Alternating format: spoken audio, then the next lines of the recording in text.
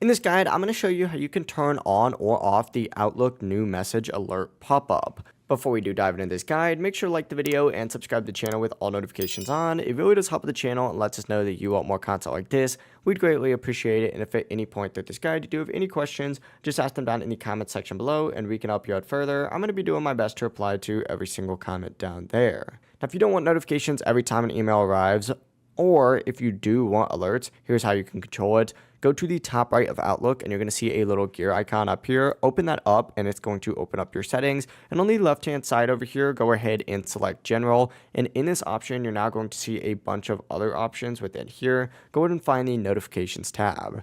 Essentially, now you're going to want to scroll down until you see this mail section here. Go ahead and hit expand on it and you're going to see a bunch of different options just like so. And here's where you can toggle your message alerts on or off. If you do just want to disable them, just take it off up at the very top, or go through here and specifically change your new email ones. You can actually go ahead and make it like reactions. You could turn those off. Mentions, you can turn those on or off. Just make sure whenever you do adjust something that you go ahead and hit save down in the very bottom, otherwise it will not work. But yeah, that is how you can enable or disable Outlook's new message notification pop-up. If this guide did help you out, make sure to like the video and subscribe to the channel with all notifications on. It really does help the channel and lets us know that you want more content like this. We'd greatly appreciate it. Have a great rest of your day though. Peace.